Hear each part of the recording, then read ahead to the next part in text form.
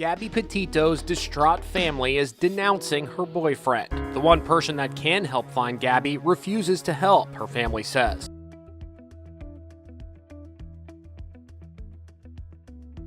(2000) Zeb Quinn. As you know, there's never been a body recovered in the investigation involving Zeb Quinn's disappearance.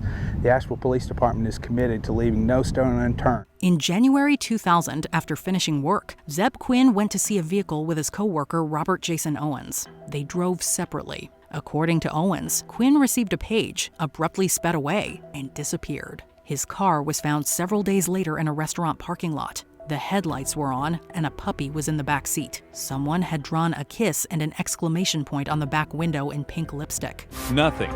No clues that could lead to an arrest.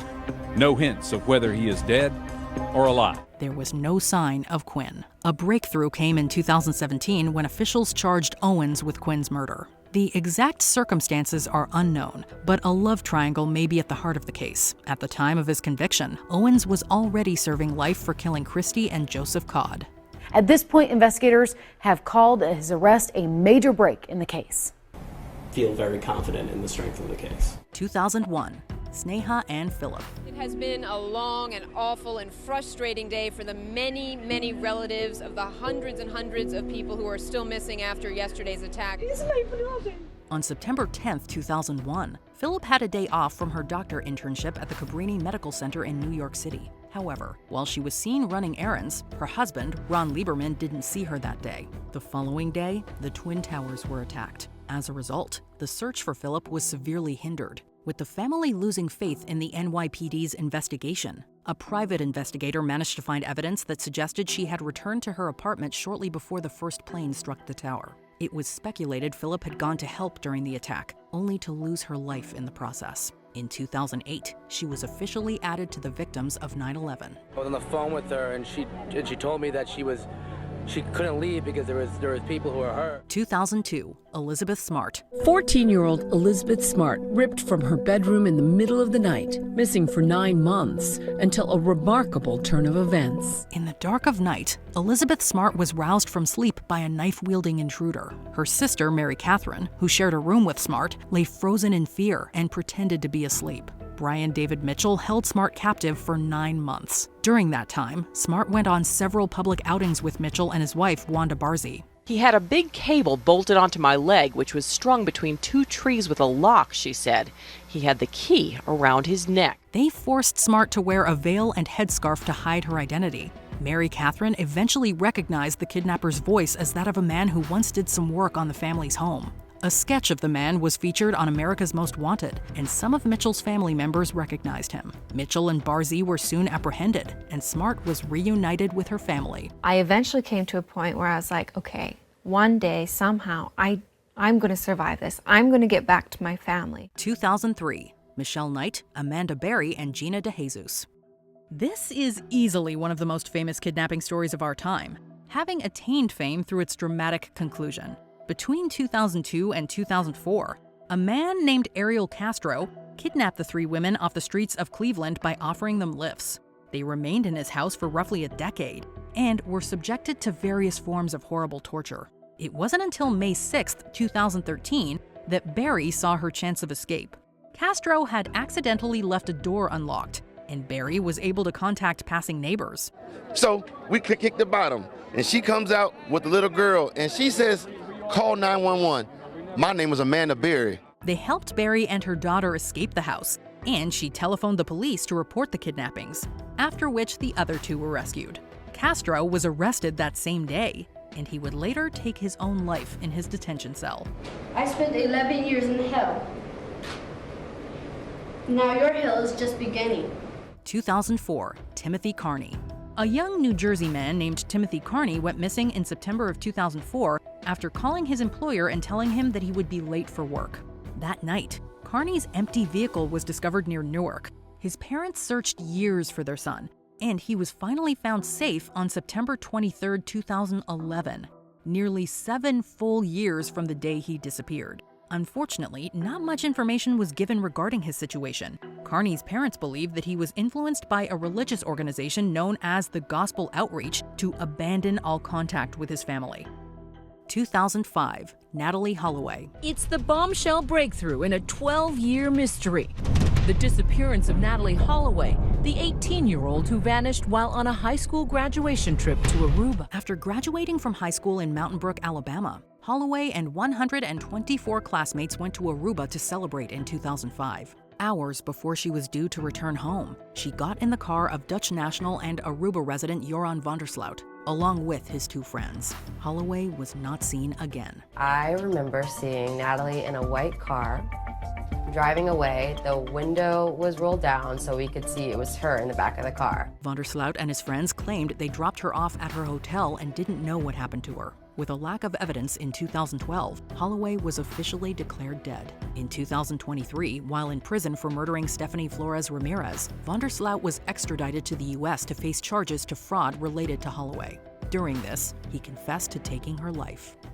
2006, Brian Schaefer. What happened to Brian Schaefer? In 2006, Schaefer met with his father Randy at a restaurant in Columbus, Ohio for a bittersweet dinner. While celebrating the start of spring break, it was only 4 weeks since his mother passed away from cancer. Afterward, the Ohio State University medical student went bar hopping with his friends. However, while at the Ugly Tuna Saloona, Schaefer's friends waited for him outside, only for him to not be seen again. A young medical student last seen going up this escalator to a popular campus area bar, but video never showed him leaving. CCTV footage showed him at the bar in the early hours talking to 2 women.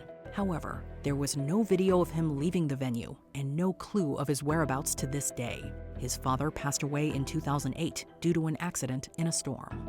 2007, Madeleine McCann. Tonight, Madeleine's parents, Jerry and Kate, are still waiting desperately for news. In 2007, Kate and Jerry McCann took their 3 children on holiday in Lagos, Portugal, alongside friends and their kids. One evening, the British parents left their children asleep in the apartment and met with their friends at a nearby restaurant. When they returned an hour and a half later, Madeleine was gone. One of the most infamous missing person cases in the UK, there was intense speculation that Kate and Jerry were involved in covering up Madeleine's demise. However, other theories involved reports of a man being seen carrying a child that evening. And the question now preoccupying police is, did somebody break in? And if so, how did they get through this type of shutter? The McCanns strongly believe an assailant took Madeleine. While German police publicly named a suspect in 2020, he has yet to be formally charged for Madeleine's disappearance. 2008, Brandon Swanson.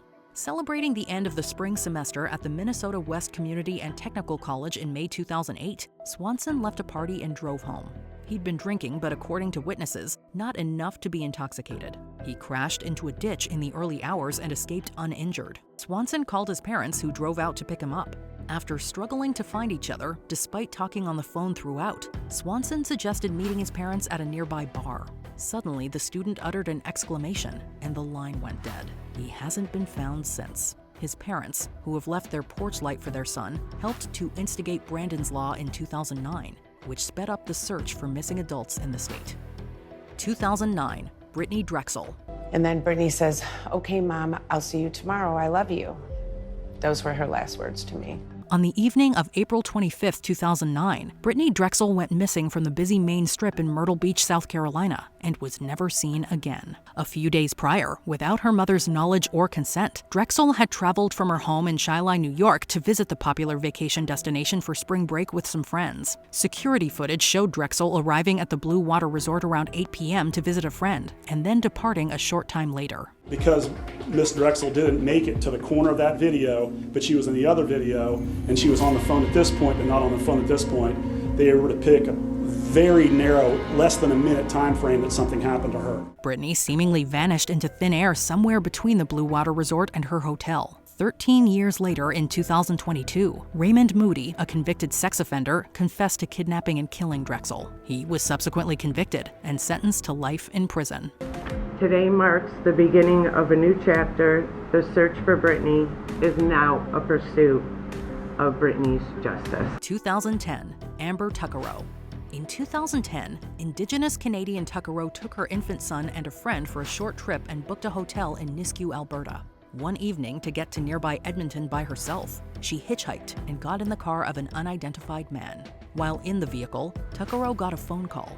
During it, the man can be heard talking as Tuckerow mentioned he better not be driving somewhere she doesn't want to go.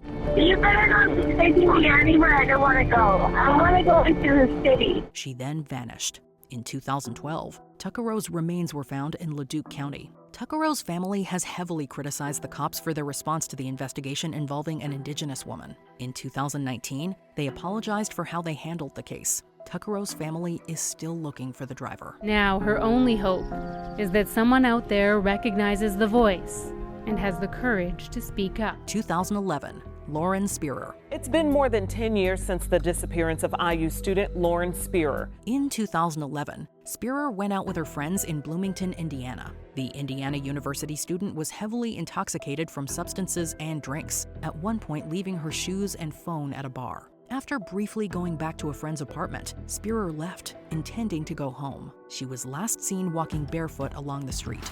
After her boyfriend got in touch with employees at the bar who had her phone, he reported her missing. While the police investigated Spearer's movements, including examining a landfill and getting over 3,000 tips, no sign of her has been discovered. Spearer's parents issued lawsuits against her friends involved that fateful night, but they were all dismissed. To the person that has knowledge about Lauren's whereabouts, if you think that our determination is any less, it's not. 2012, Derek Luking. He didn't show up for work. It was super unusual. It was our, first hint that something was not normal. In 2012, when he didn't show up to work as an aide at Peninsula Hospital in Louisville, Tennessee, Luking's roommate reported him missing. He was then found to have spent over $1,000 on camping equipment, despite not partaking in the hobby even though he was a fan of Bear Grylls. Luking's last sighting was leaving a hotel in Cherokee, North Carolina. His car was discovered at a parking lot in Newfound Gap, near the Great Smoky Mountains National Park. Inside the vehicle were the camping equipment he'd purchased, park maps, and a strange note that requested whoever found it to not look for him. It's unknown if Luking wrote the message. There's been no sign of him since. Today, Derek's mother runs a Facebook page, keeping his story alive. 2013, Robert McDonough. Well, sometimes timing is everything, Aaron and Shannon, and good news and a happy ending right now. The gentleman behind us you're looking at, that is Robert McDonough. If you saw this in a movie, you'd think, no, there's no way. In May of 2013, an elderly man named Robert McDonough went missing from his Leamington, Maine home. The danger was compounded by the fact that McDonough has dementia. The authorities were called and searched the nearby woods throughout the night, but found nothing.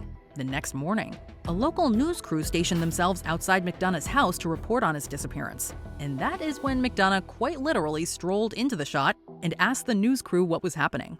McDonough was safe and healthy, and it was reported that he had wandered out of his house and likely into the neighboring forest. This is, you identify him as Bob McDonough? I think so. It's Bob McDonough. Yeah. He looks a lot like a guy. Watch yourself. Yeah. The rescue team may have just missed him during their search.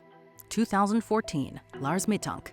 Mittank and his friends left their home country of Germany for a vacation to Varna, Bulgaria for a week in 2014. On the day they were set to return, Mittank turned up and stated he was attacked by a group connected to an argument he had with other people about football. With the injuries leaving him unable to fly, Mittank was left behind while his friends returned home. However, he then called his mother and said that people were trying to hurt him. The next day, during a meeting with the Varna airport doctor to get cleared for flying, a construction worker accidentally walked in.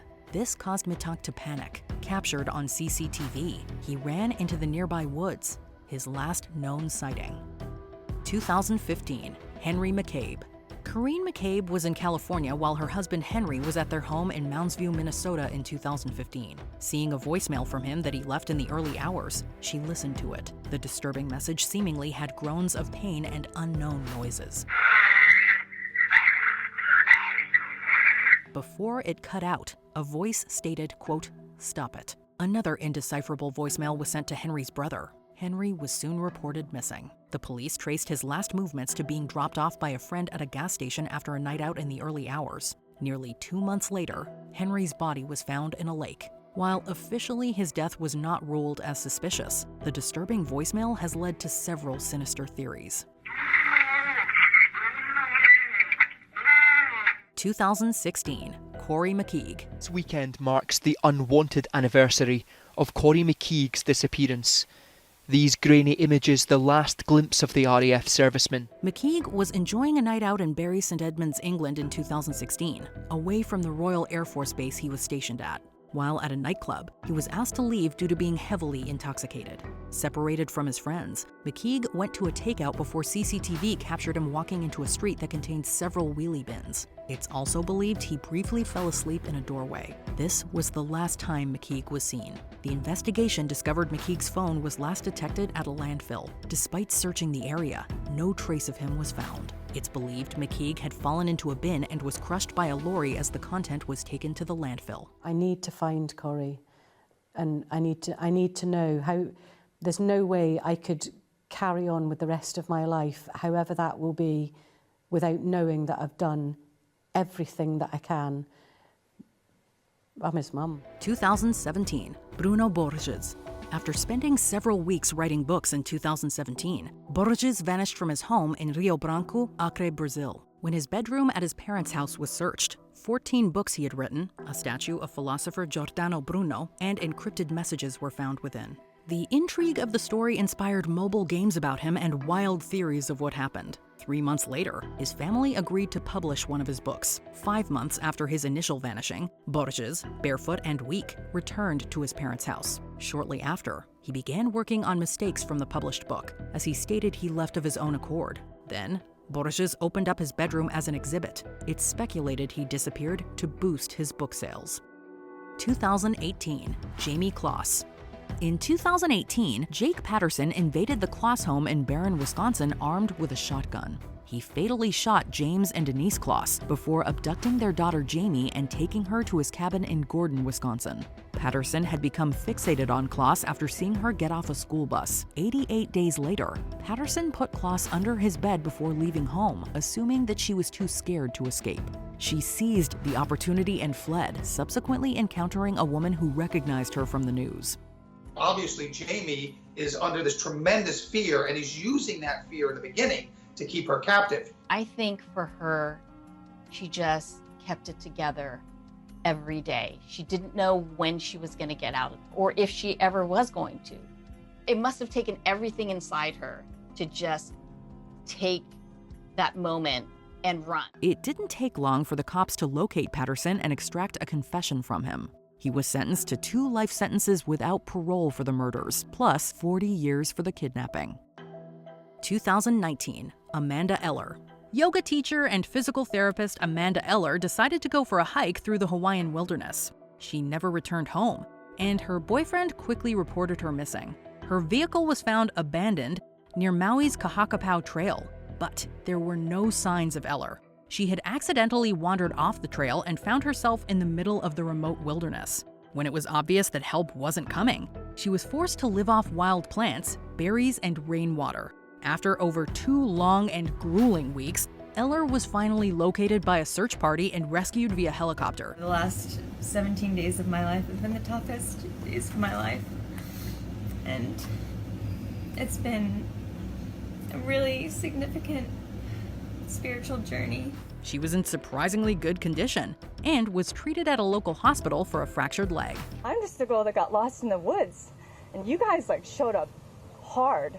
This is true aloha. 2020, Mazen El Hameda. For Syrians who wanted a different kind of country, Mazen al-Hamada embodied the cause. In 2012, Hameda was arrested in his home country of Syria for attempting to smuggle baby formula into Damascus. He was a victim of terrible abuse that forced him to confess to various crimes. In 2013, upon finally being released, Hameda sought refuge in the Netherlands. Here, he spoke out about what he endured. In 2020, Hameda returned to Syria to help people. Instead, as soon as he arrived in the country, Hameda was arrested before he vanished. In 2024, once Bashar al-Assad's rule of Syria was overthrown, the truth about what happened to Hameda was discovered when the activist's body was identified. After experiencing further abuse, it's believed he was murdered shortly before the fall of Damascus. The street version of a state funeral, something Bashar al-Assad will never get. 2021. Gabby Petito. Gabby Petito's distraught family is denouncing her boyfriend. The one person that can help find Gabby refuses to help, her family says. After saving money to pursue her dream, Petito and her partner Brian Laundrie went traveling across the U.S. in 2021. They planned to document their van life online. After getting strange messages from her and then not hearing from her daughter for a couple of weeks, Petito's mother reported her missing. Laundrie, who had been visiting his parents since Petito's last message to her mom, also disappeared when police wanted to speak with him. Shortly after, Petito's remains were found in Wyoming. A month later, Laundrie's remains were located. It was determined he had taken his own life. During the investigation, Laundrie's notebook was discovered that confessed he had taken Petito's life and then pretended to be her in messages to people. Glimpses into his final words. The FBI recovered this notebook last year near the remains of Brian Laundrie. 2022. Jordan Simeon. It's been 2 weeks since a North Dakota man was reported missing in Arkansas. He was traveling down south to Louisiana when he had car trouble. Simeon decided to leave his home in Fargo, North Dakota to start a new life in New Orleans, Louisiana in 2022. However, as he drove down Interstate 40 in Arkansas, his car broke down. He called his friend who lived in New Orleans to let her know what had happened and that he planned to get a bus for the rest of the trip. However, Simeon never got aboard. Around 2 months later, his vehicle was located, still containing his belongings. A body was then found in a nearby creek. Later, DNA analysis concluded the body, with no signs of trauma, was Simeon. Before his disappearance, Simeon was reportedly showing symptoms of Huntington's disease, an incurable neurodegenerative illness he was diagnosed with. 2023, Alexei Navalny. And tonight, Vladimir Putin's fiercest critic, the man who blamed the Kremlin for trying to poison him, yet still decided to fly back to Russia, is facing jail time. Hundreds of protesters have been detained. After working as a lawyer, Navalny began his ascension into anti-corruption activism and became a prominent opponent of Vladimir Putin's reign, causing him to be suspiciously criminally charged. After an assassination attempt that Navalny believed Putin was behind, he returned to Russia in 2021. He was quickly arrested for violating parole on previous sentences as additional crimes were put on him. Shortly after receiving multiple jail terms, in 2023, Navalny vanished from prison. 3 weeks later, he was seen at a corrective colony in the Yamalo-Nenets Autonomous Okrug. In 2024, Russia announced Navalny had passed away. While it's not clear what the cause was, officials claimed a blood clot or sudden death syndrome was responsible. However, Navalny's supporters believe he was assassinated. Critics point out that many of Putin's opponents have died just like this, mysteriously, either falling out of windows or poisoned. 2024, Jay Slater. Specially trained dogs have joined the search for the missing British teenager Jay Slater. In 2024, while attending a music festival in Tenerife, Spain on vacation from his home in England, Slater missed the bus to get back to where he was staying. Walking through the wilderness, he called his friend to tell her. With an injured leg from a cactus and his phone battery dying, the call suddenly cut out.